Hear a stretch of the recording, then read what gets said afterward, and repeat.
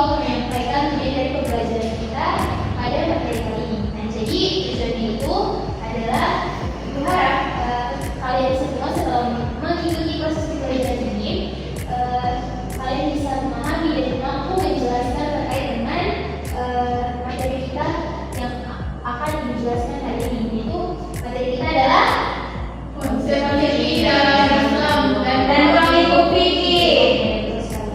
Nah, jadi anak-anak,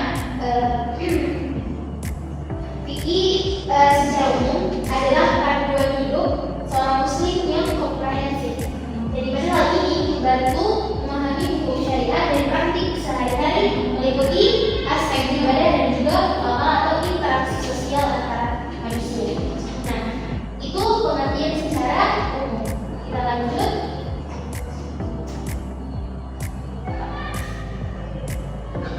Nah, jadi pengertian fikih secara bahasa dan istilah. Jadi fikih secara bahasa ini adalah berasal dari kata fakih yang berarti pemahaman mendalam. Sedangkan secara istilah fikih adalah pengetahuan hukum syariat praktis dari dalil dan kata rinci. Nah, sedangkan tujuan dari fikih sendiri adalah untuk menerapkan syariat Allah demi kemaslahatan umat. Jadi anak-anak perlu ingat bahwasanya fikih itu bukan syariat, tetapi melainkan pemahaman manusia atas syariat. Nah, sampai di sini paham? Paham, Bu. Oke, kita lanjut pada materi yang berikut, yaitu sumber-sumber fikih atau adillah fikih. Jadi sumber-sumber fikih ini bisa lihat bahwasanya sumber-sumber fikih terbagi menjadi 4. Yang pertama Al-Quran, kemudian yang kedua Sunnah, Ijma, Qiyas. Nah, jadi Waalaikumsalam. jadi sumber-sumber fikih ini terbagi menjadi 4, yaitu yang pertama Al-Quran. Jadi anak-anak perlu diketahui bahwasanya Al-Quran itu merupakan wahyu Allah yang dimana menjadi sumber utama dan mereka dalam penetapan hukum Islam. Betul sekali. Kemudian yang kedua As-Sunnah. Nah, jadi As-Sunnah ini adalah praktik dan perkataan dari Nabi Muhammad SAW yang dimana menjelaskan Al-Quran dan menjadi sumber pelajaran kedua dari Al-Quran itu sendiri. Dan dimana hadis ini, As-Sunnah ini menjelaskan terkait dengan buku-buku yang bukan tidak terbelah, tapi masih hukumnya masih sama-sama yang terdapat dalam Al-Quran. Nah, jadi As-Sunnah ini membantu untuk memperjelas ayat tersebut. Kemudian lanjut yang ketiga yaitu ijma.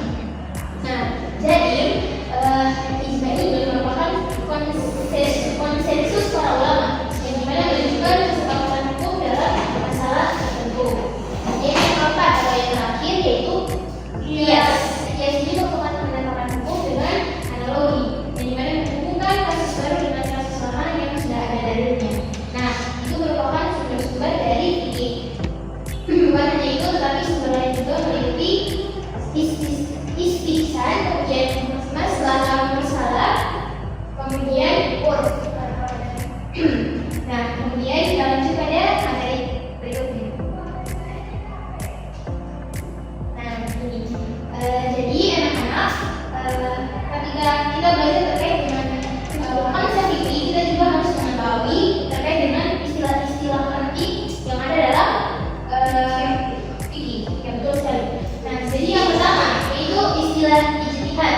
Nah, jadi ijtihad ini merupakan proses penetapan hukum dari sumber primer fikih. Nah, kemudian ijtihad ini adalah proses para ulama dalam mencarikan suatu masalah atau menemukan solusi dari suatu masalah yang ada.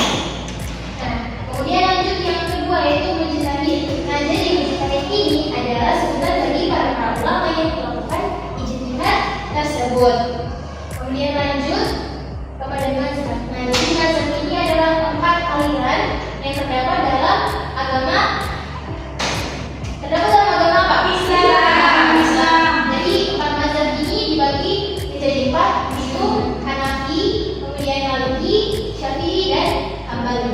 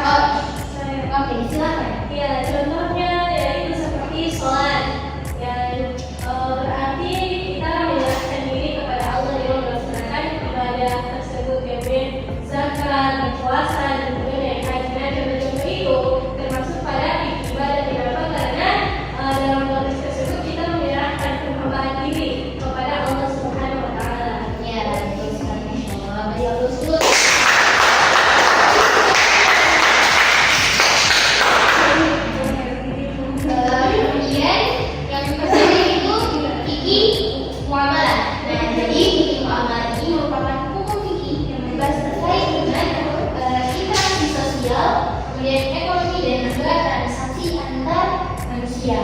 Ada yang bisa berikan contoh?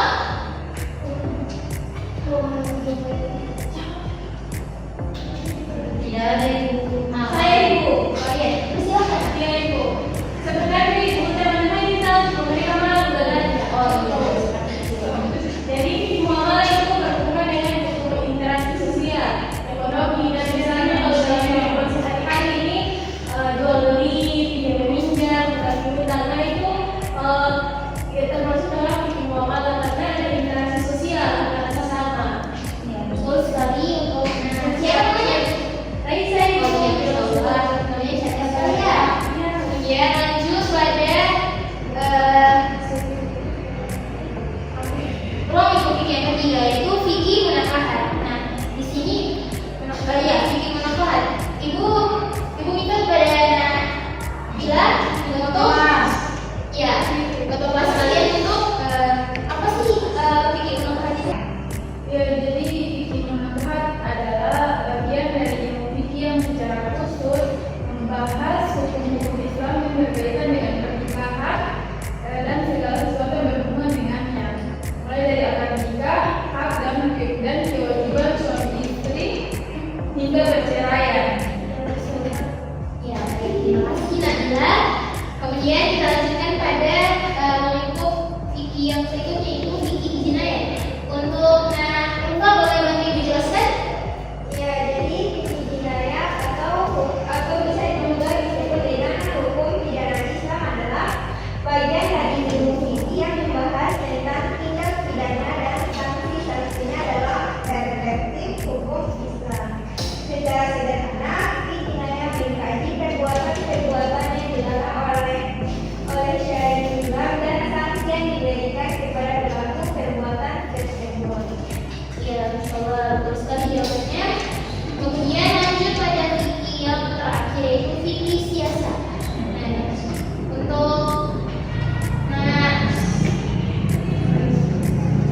Raisya, boleh bantu Ibu jelaskan mengenai siasat ini? Fikih siasat itu dia membahas tentang hukum-hukum yang diatur oleh pemerintah atau negara. Contoh kecilnya itu di mana di sekolah kita sekarang ini, di mana kan ada aturan hukum-hukum yang berlaku di sekolah ini. Nah, itu adalah salah satu contoh fikih siasat yang diterapkan dalam kehidupan sehari-hari. Ya, betul sekali untuk Raisya. Boleh berikan lagi untuknya? Nah, jadi berhubung kita sudah sampai di akhir pembahasan hari kita, sebelum belajar tentang hal ini, Ibu akan menunjukkan sebuah video terkait bagaimana fikih itu membantu kita menyelesaikan atau menjelaskan terkait masalah-masalah yang penjelasannya itu belum terlalu jelas di dalam Al-Quran. Nanti disimak ya anak-anak. Yang gede. Ibu, ini nanti saya ada tujuan di bidang Oke, ini videonya dan mohon untuk diperhatikan dengan baik agar bisa menjadi pelajaran dari kita semua.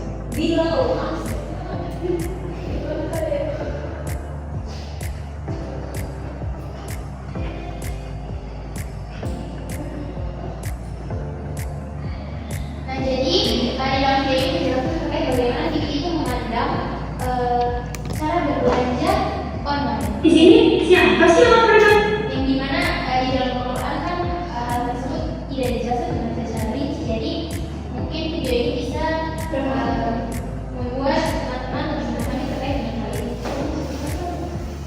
Teman-teman pasti.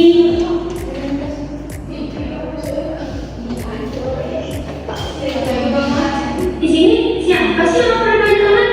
Pasti pada kita semua dong. Tapi pernah nggak kalian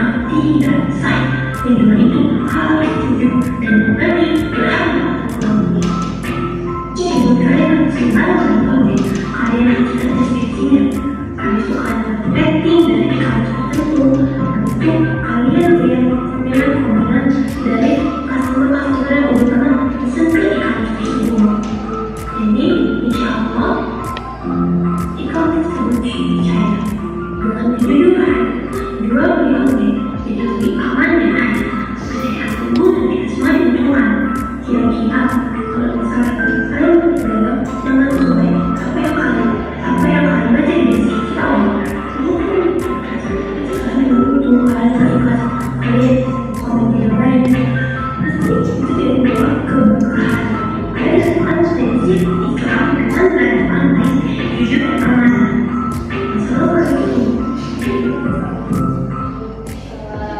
Bagaimana videonya? Di sini Bagus tidak? Bagus, Bu. Tidak. Oke, Bu. Jadi Ibu harap dengan Ibu menyajikan video ini bisa bermanfaat bagi anak-anak semuanya dalam kehidupan sehari-hari kalian ya nak. Nah, waktu kita sudah selesai. Jadi